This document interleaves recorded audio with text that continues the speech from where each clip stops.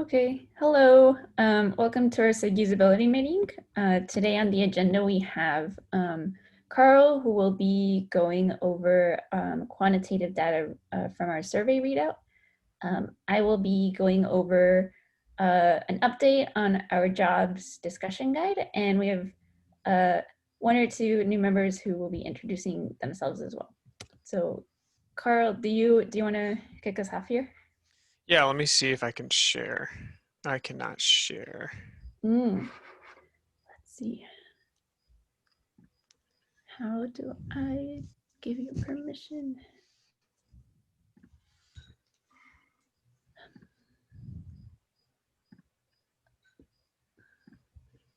Can you try now? Yep, there we go. Cool. All right, you seeing a survey slide? Yes. Okay, cool. Yeah, so I kind of came in late to the survey, so I actually don't know a ton about the survey background, but I think it was mainly to get some high-level demographics and screen some participants for the jobs to be done, interview research that's going on. So I essentially just took all of the quantitative questions and plotted them out here so we can get a view of who answered the survey. I know there was a lot of in-depth qualitative questions, but I just did the quantitative pieces here. And all the code is available in the link on this slide deck if you want to see on GitHub. So first, for location of respondents, it was pretty much mostly Europe and North America. We had a few people from other continents, but by far and away, it was Europe and North America. For the organization type of the respondents, most people were not consultants or managed service providers, but we definitely still had a few in there, the least being consultants. So not exactly sure what none of the above is, but yeah, that was interesting to see that most people were not part of the other two categories. Job function, we had a lot of spread here, a lot of different names that people identified most closely with. Software architect and DevOps management were the highest, and backend developer kind of drops down a bit more here. I think a lot of these titles make a lot of sense for who we're seeing. And even got one UX researcher or designer in there as well. It was kind of interesting to see only one data scientist. I guess I didn't really know if that was going to be more or less, but kind of cool to see some representation from a lot of different titles. For the role, most people were individual contributors. A good number of people were professional services or consultants, and then a good chunk were also managers or directors. Only a handful of researchers or scientists. I even had a few executives filling this out. The other responses were listed over in that little box on the right there. For data center types, most people were on public cloud, followed pretty closely by people on private cloud or on-premise. A lot fewer people were actually doing hybrid cloud that took the survey.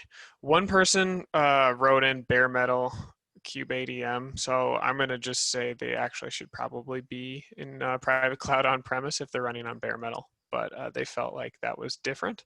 I don't know if I would consider it different, but that's what they wrote in for other. For a number of machines, we had a big number of people that were over 5,000 machines, by far and away the biggest category.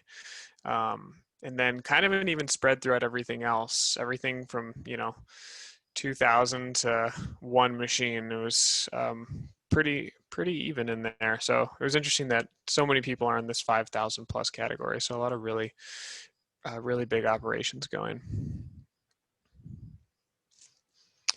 So these were activities that the respondents were involved with. So the green means they're very involved, they're green teal, the red means they're somewhat involved, and then orange is not involved. So the things that people weren't very involved with was working with AI and machine learning systems. We only had one data scientist, so I guess that kind of makes sense. People also, that was the one that people were the least involved with by a good margin. And I think related to that, managing data processes, people were less involved with, a lot of somewhat involved, but also a good amount of not involved at all. And then cost management, a lot of our respondents were a little less involved with, which maybe that's related to there being relatively more ICs, individual contributors, than managers. Um, People were strongly involved with infrastructure resources, which I think is really what Kubernetes does in a lot of ways. So that makes sense. Researching, evaluating new technologies, monitoring, troubleshooting applications, managing deployment pipelines, managing the cloud platform, developing software, architecting software. These were all the things that really stood out as being the most involved for our users. I did try and do some more advanced like cluster analysis on these, but I didn't really get a lot of separation. So it seems like everybody was mostly part of kind of one big group. I didn't get a lot of separation into the factors there when I tried to split this out.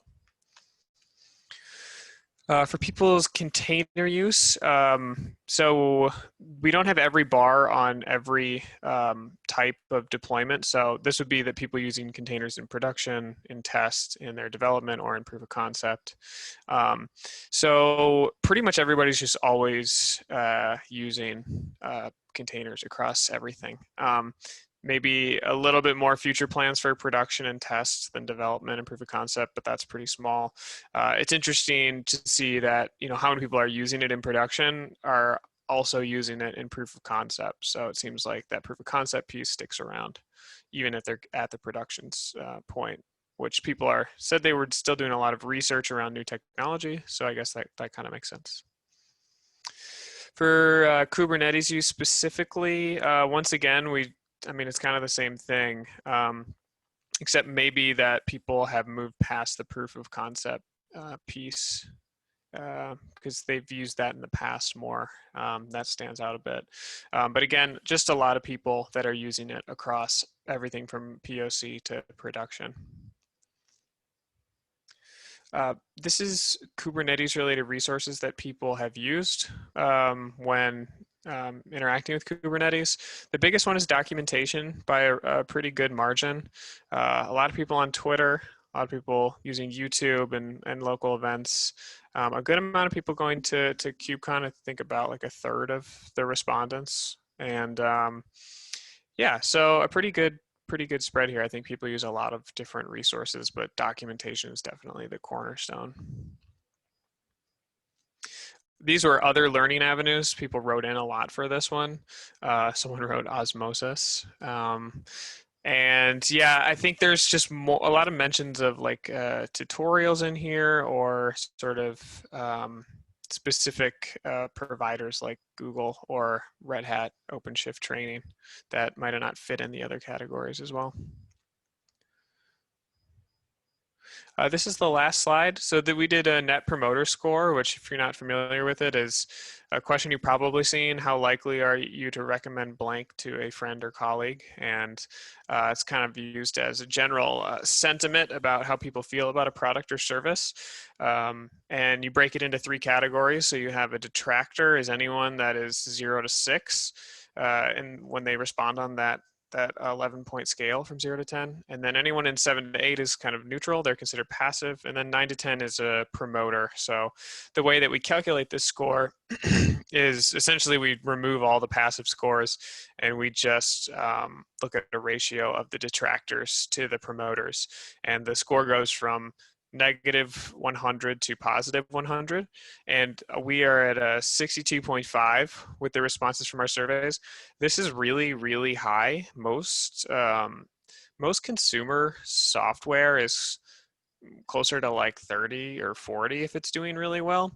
So I thought that was kind of interesting that this is like would be an exceptional NPS score by a lot of industry standards, especially for like enterprise software. Um, but I also don't know if people have used the Net Promoter Score as much on open source projects, which are probably markedly different in that it's kind of co-created software, so they feel some ownership over it as well. So there hasn't really been enough research to benchmark how good is this for open source software, but I mean, this could be kind of the first peek at how open source software differs on net promoter norms. So either way, I thought that was kind of a little interesting quant piece as well. So yeah, that was all of the quant questions that I pulled. So yeah, let me know if you have any questions or thoughts about this.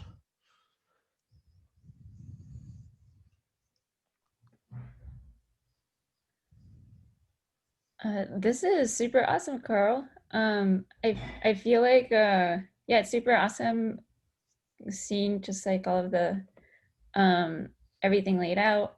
These are the people that we are planning on reaching out to as far as our jobs study, like the interviews. So super pumped to just see you know, a little bit about their background, and I feel like we got, you know, some like pretty like interesting responses, you know, as far as like use of containers all across the board, and Kubernetes as well. And even like the net promoter score here. So yeah, thanks for doing this. Yeah, absolutely. Is there maybe this would be getting a little ahead of ourselves if we want to report this out with more of the jobs to be done work, but is there any kind of avenue that might be interesting to just kind of do a play-by-play like write-up of what we got in this score? Is there any like blog avenue or anything like that that you can Yeah, think of? I mean, I personally don't have never done that before, but I know Tasha would definitely have some like thoughts when she comes back from PTO. But I know, for example, there is the Kubernetes blog, and I've seen some surveys published through that in the past. I don't know if there's also like an opportunity to do like a playback to like a larger kind of like contributor audience, just for the people that are interested. So I'm pretty sure that like there are plenty of opportunities. Cool. Yeah, maybe when Tasha's back, we can chat with her about that because yeah, it'd be cool to share this out. I'm sure other people would be interested in some of these. Yeah, heck yeah. Sweet. All right. Cool.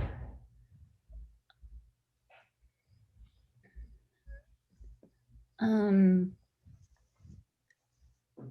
do y'all want to take like a midpoint break and do introductions? I realize that we probably should have done those at the beginning. A little backwards. I don't know if anybody on the call wants to introduce themselves. You're more than welcome to, if you want.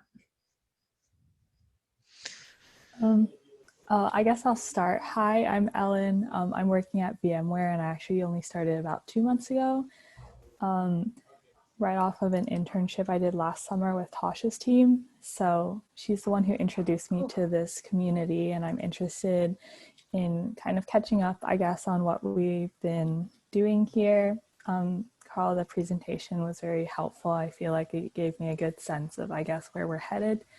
So thank you. And yeah, I guess I'm excited to be here and see what we all get up to. Nice. Great to meet you. Hi everyone. So my name is Sushmita. I work as a PM at a startup in the Bay Area.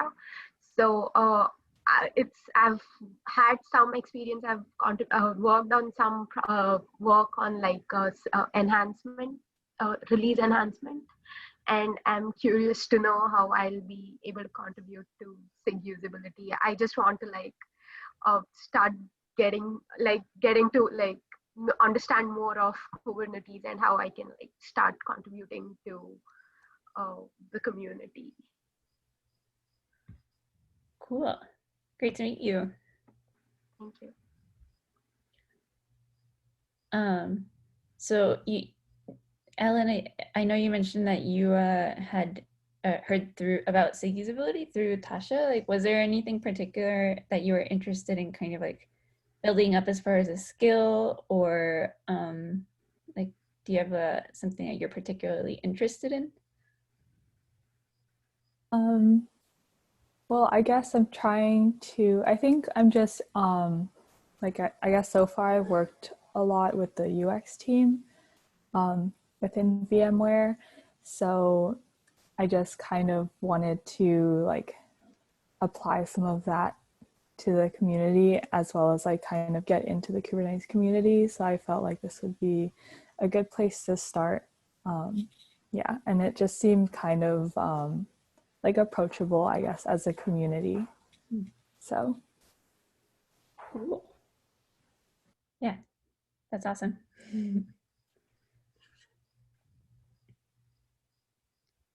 Cool. Well, welcome to both of y'all. And I guess with that, I have some stuff I could share as far as the discussion guide. It's kind of like on the next steps for our job study. So I'll go ahead and share my screen for that.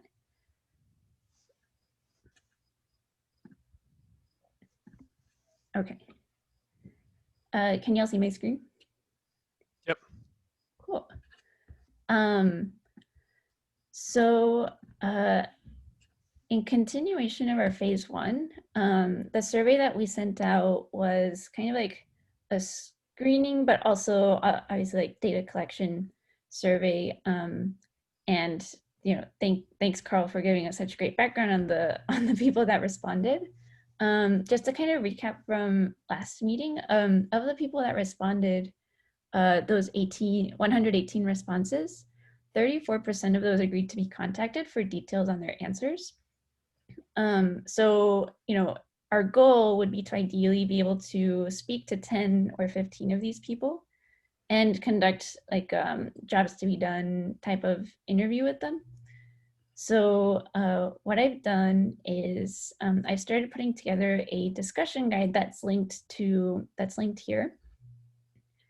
And I wanted to share it on the call, and also just like get some feedback from y'all, especially, I don't know if anybody here has done like a jobs to be done interview process before, but basically what I've collected here, what I think are some pretty like standard jobs to be done questions, and am kind of hoping to just like get some feedback on that.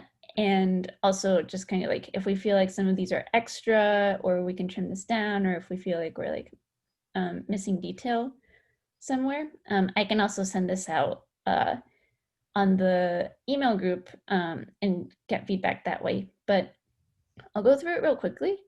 Examples are TBD, but I feel like it would be like useful to kind of like, if anybody wants to help out with interviews, I'll be sending out a schedule later, and also reaching out to these people. But we'll definitely include examples here of kind of like the type of content that we're looking for.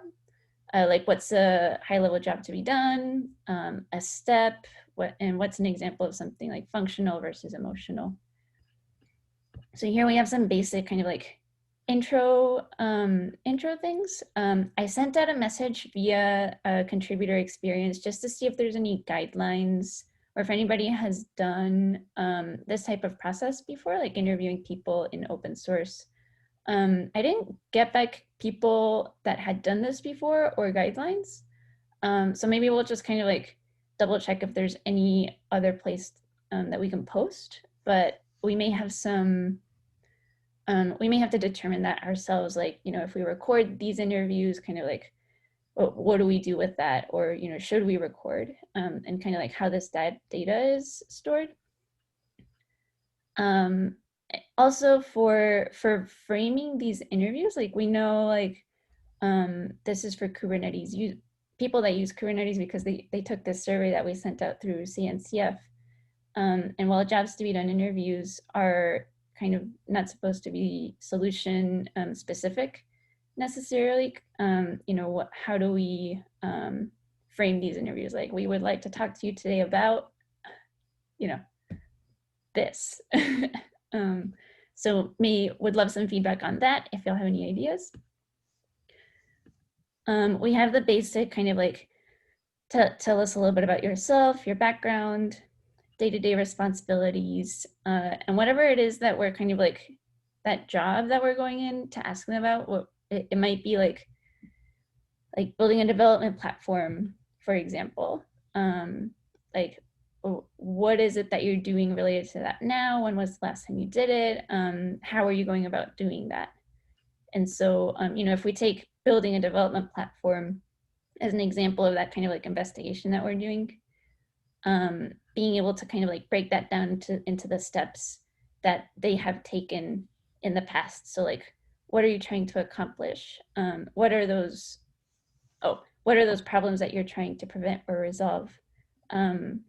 What is helping you to achieve this goal? What would be the ideal service that would help you get the job done? What else are you trying to do in addition to this? Are you using any services or tools in relation to this? What are they? Did you use multiple products? And what is that final output you're seeking? We have some questions here for kind of understanding like what they did to prepare, what they did to make sure that like this got up and running. Also, how do they know as far as that it worked, for example? How do they track progress towards this kind of like end goal that they're seeking? What kind of modifications have they had to make? Especially, what are some examples of things that have gone wrong during this process? And also, how do they know when they're done? And if there's kind of like a next cycle, do they have to do anything to kind of like prepare for that next cycle?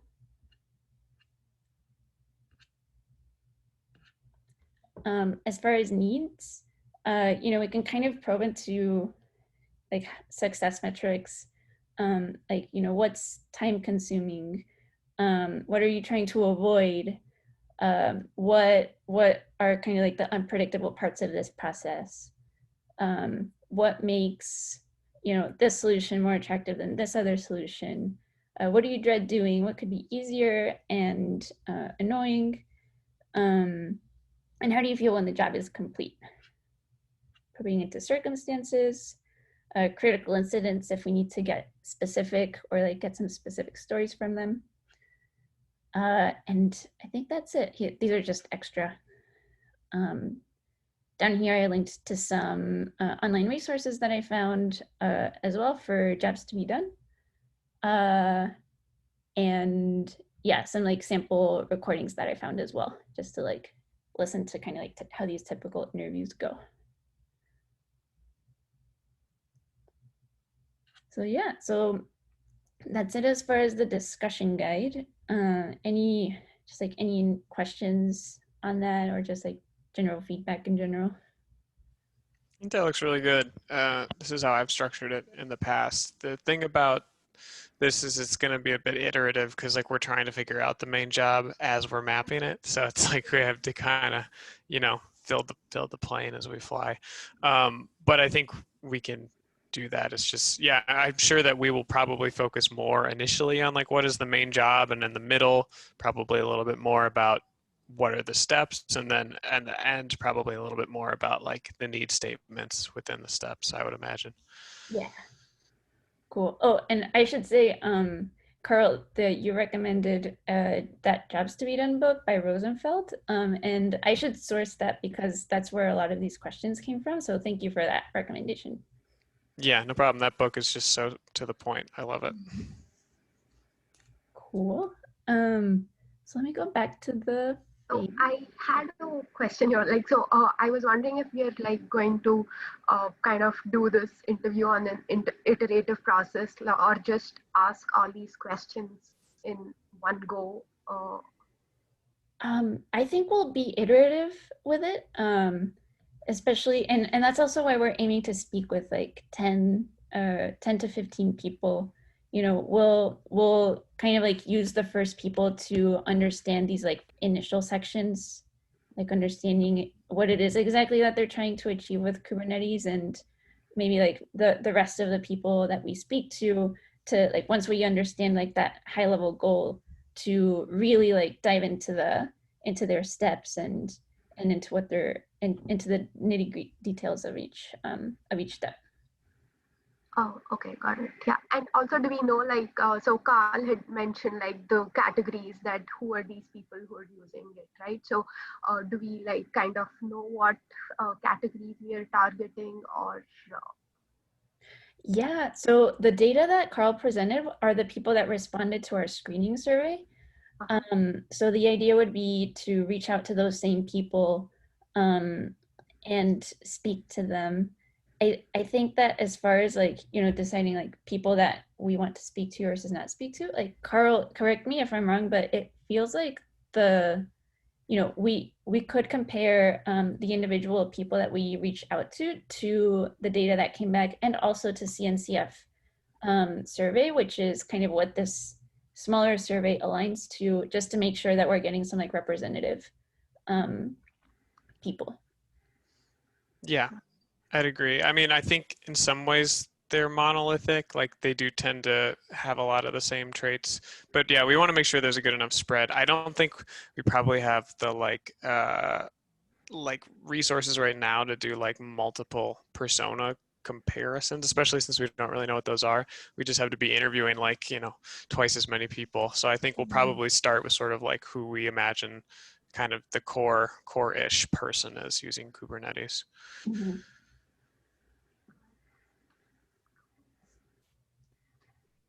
Yeah, I mean, all great questions.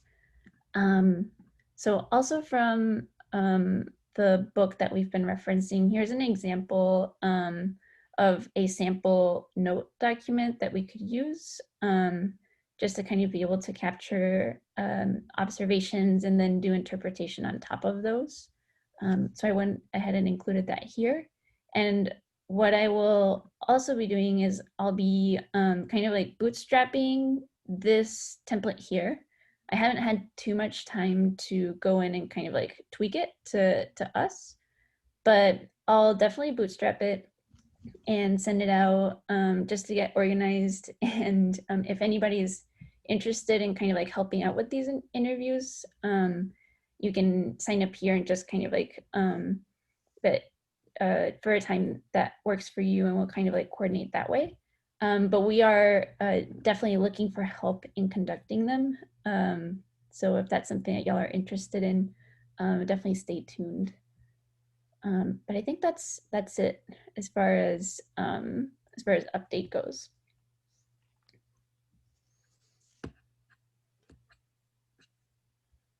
Yeah, this is great. Just another set of thoughts that don't really need to be answered, but it'd be great to have a second interviewer to take those detailed notes on the fly to really speed up the process in that document you had. And if we wanted to kind of go back through it as well, I've used Otter AI, which is like a free transcription service and takes a little bit of work to finalize, but would be a nice way to kind of have all of the data to go over after. And so those two approaches could, I think, help the analysis out a lot. Yeah, I think that's awesome. That aiming for at least 2 people per interview at a minimum would be ideal. And I've also just got introduced to Otter this year by our researcher. So yeah, it's super awesome. So yeah, we'll definitely try to use it if we can. Cool. Awesome. So I think that's it as far as agenda topics.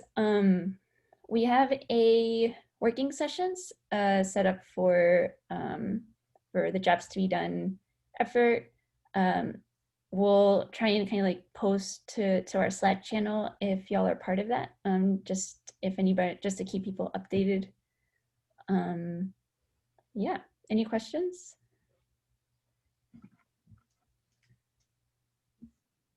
Cool. I think that's it for this meeting. Cool. I just want to say that if anyone's been reaching out to me via IBM or Red Hat channels, I'm actually going to be leaving IBM, or I mean Red Hat, well, they're kind of the same, in a few weeks. I'm going to be working at UserZoom starting in October. But even though they're not at all Kubernetes related, I'll still be sticking around here, but just for general awareness. Cool. Well, congratulations on the, your next, your transition. Thank you. Yeah. And thanks for the update. Yeah. Cool. Awesome. Thanks y'all for coming. Thanks. Talk to you later. Bye. Bye.